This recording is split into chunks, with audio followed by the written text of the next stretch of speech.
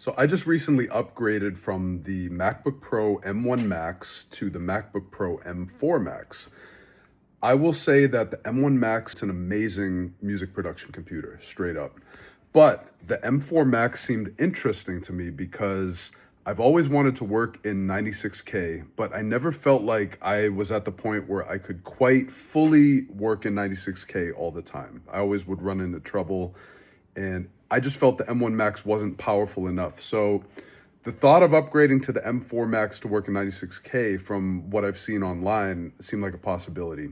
Apple sent over a MacBook Pro M4 Max for me to test, and I'm absolutely blown away. I can now work completely in 96K, and I felt like I never could before. So what I did was in Ableton, I loaded up the demo set on both the M1 Max and the M4 Max. Shout out to Chuck Sutton, by the way, for the amazing demo that he did for Ableton.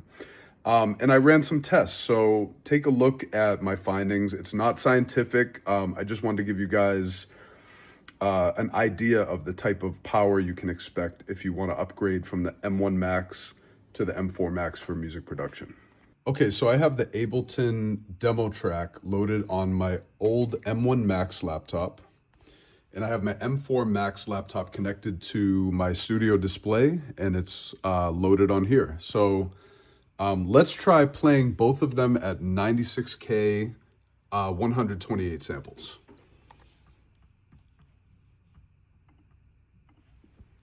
So I'm gonna play it on the M1 Max. Plays with no problem. And about 28, 29% CPU. So let's play the same section on the M4 Max. No problem. And it's about 21, 22% CPU. Okay, so now let's copy the entire track, which is grouped on both computers.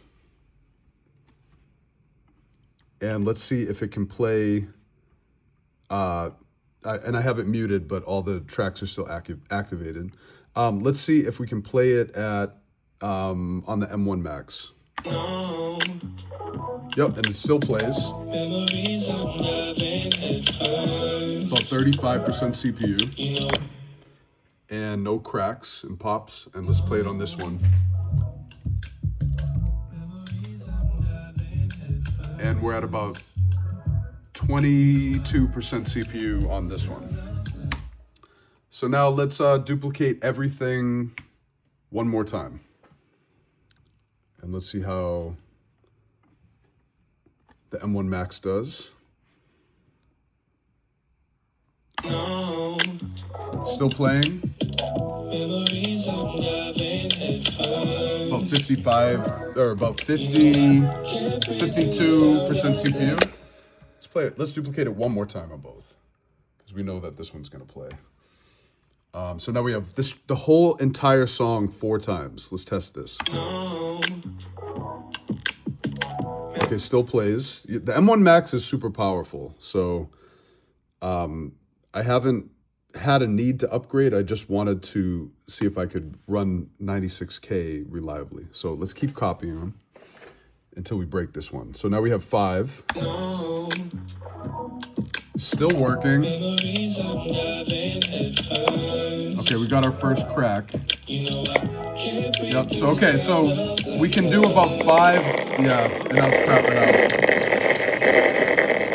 So we crapped out at 5 on this one. So we have 4 here, let's go to 5. And let's see how we're doing on the CPU. No problem here. It's playing 5 tracks. Look at that. We're hovering around 35, whereas on this one, we're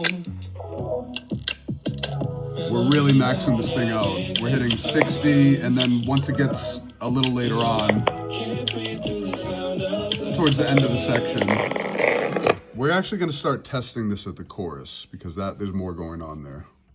So at the 33rd bar, we're completely maxed out, and we can't play it anymore. So here at the chorus, it's just breezing through, no problem. at 42%. Absolutely incredible. So this is using about half the processing power as this. Okay, so let's do a little test. Let's see if now that we have 5 of the song copied, or we have the whole song copied 5 times, what if we go from 128 samples to 64 samples? Can we play it? From the chorus again. Absolutely with ease. And we're hovering around 50%. What about 32 samples? Okay, now we have it 96K, 32 samples, and we have the whole song copied 5 times. Wow. It's definitely working harder. But we're hovering around 55, 58. And it's not even breaking a sweat. So we literally have it at 96K and 32 samples with this whole song copied 6 times. Let's try a 7th time, see if it still plays at 32.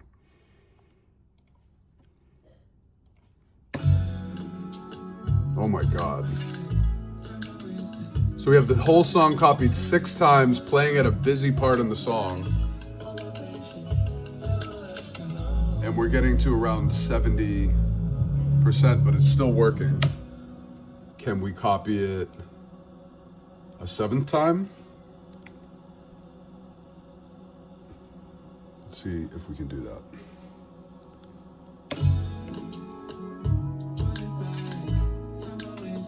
Unbelievable.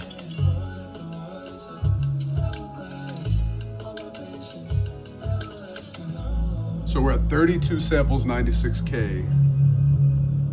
Mind you, it's stock Ableton plugins, but in that comparison, you can see this is performing way better, which is to be expected. It's an M4 Max, but I feel like the difference is substantial. So let's copy it one more time.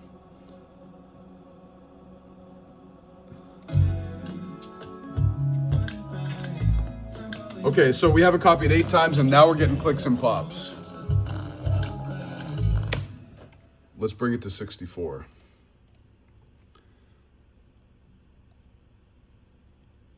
And see if it plays. So we have it copied 8 times and it's playing at 64 samples, which is super workable when you're producing. No clicks and pops. Let's copy it another time and see if it still plays.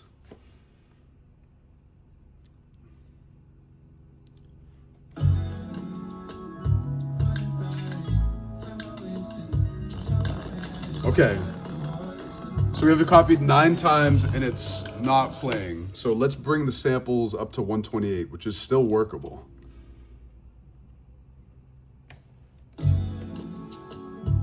Which is what crapped out at 5 on the M1 Max. It's still working, it's up there. Oh no, it's not working. Okay, so at 128 samples, we got 1, 2, 3, 4, 5, 6, 7, 8. We had the entire song copied 8 times. So as you can see, the M4 Max is an incredible system, and the M1 Max is also an incredible system. If the bottleneck was you couldn't work in 96K on the M1 Max, then in my opinion and from my finding, the M4 Max is completely solving that issue. So I just wanted to make this video for any producers, engineers, artists who record and want to work in 96K. I would say the M4 Max is the way to go.